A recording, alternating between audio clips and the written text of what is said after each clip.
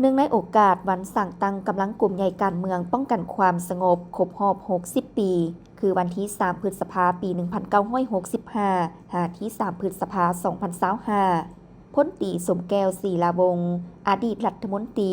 อดีตหัวหน้ากลุ่มใหญ่การเมืองกระทรวงป้องกันความสงบได้ให้สัมภาษณ์ต่อสื่อมวลชนป้องกันความสงบในเมื่อบ่โดนมานี้ว่านับแต่กลุ่มใหญ่การเมืองป้องกันความสงบได้รับการสร้างตั้งขึ้นก็ได้มีการเคลื่อนไหวตามพระบทบาทของตนอย่างมีผลสำเร็จพร้อมกันนั้นก็ได้มีการปรับปรุงให้มีความแทดเหมาะกับสภาพการในแต่ละระยะอย่างเหมาะสมและมีคุณภาพในนามข้าพเจ้าเป็นผู้เคยเฮ็ดเวียกงานพรรคเวียกงานการเมืองในกำลังป้องกันความสงบและก็เป็นหัวหน้ากรมใหญ่การเมืองป้องกันความสงบผ่านมาข้าพเจ้ารู้สึกว่าเวียกงานพรรคเวียกงานการเมืองตัวนี้มีความหมายสำคัญยิ่งและมีบทบาทสำคัญมีลักษณะตัดสินต่อการกำเนิดเติบใหญ่ขยายตัวและสรุปมีใช้ของกำลังป้องกันความสงบอาจจะว่าได้ว่าย้อนมีเวียกงานพรรคเวียกงานการเมืองกำลังป้องกันความสงบเฮาจึงได้กำเนิดเติบใหญ่ขยายตัวและสรุปมีใช้คือปัจจุบันนี้นี่คือพอผู้มาแต่กี้นี่กำลังป้องกันครบอย่างอ่อนน้อยฉะนั้นเวียกงานพรรคเวียกงานการเมืองนี้บ่ทันมีนี่ภายหลังว่ากำลังป้องกัน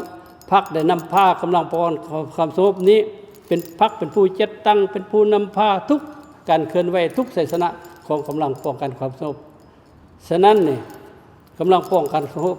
จึงเติบใหญ่ขยายตัวและสรุปมีใช้คือปัจจุบันนี้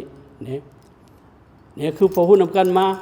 กำลังป้องกันสงบนับตั้งแต่บ่ทันมีแต่พรรคจัดตั้งให้เกิดมีกำลังความสงบ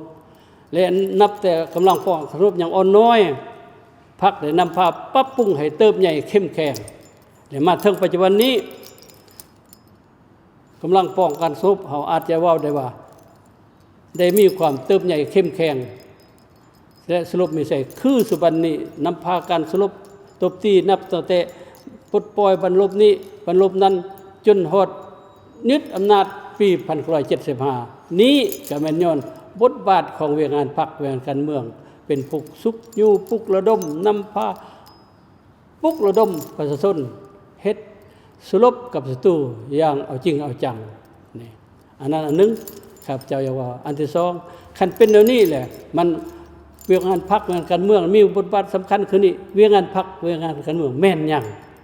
นี่หลายคนอาจจะบ่ฮู้ได้เว้าได้ฮู้แต่ว่าเวียกงานพรรคแต่มันแม่นหยังแท้อันนั้นหลายคนอาจจะบ่ฮู้เวียกงานพรรคเวียกงานการเมืองหรือของเวียกงานพรรคการเมืองหรือมากหัวใจของเวียกงานการเมืองแม่นหยังแม่นเวียกงานโฆษณาศึกษาอบรมปลุกระดมแม่นเวียกงานก่อสร้างพรรคก่อสร้างพลังงานแม้นเวียกงานนโยบายและเวียกงานป้องกันภายในในนั้นมีเวียกงานองค์การจัดตั้งมหาชนในกำลังป้องกันความสงบคือสาวนุ่มสหพันธ์แม่ยิ่งกรรมบาลและมีเวียกงานป้องกวดก้าพรรคนี่ย้อนมีเวียกงานดังกล่าวนั้นนะมันจึงเอิ้นว่าเวียกงานพรรคเวียกงานการเมืองมันสำคัญนี่อันนี้อยากเว้าบ่ว่ามันสำคัญและเวียกงานการเมืองเวียกงานพรรคเวียกงานการเมืองนี้มันเคลื่อนไหวขึ้นอะไรเวียกงานอันนี้นี่มันเคลื่อนไหวกระทบใส่พลังงานนักรบ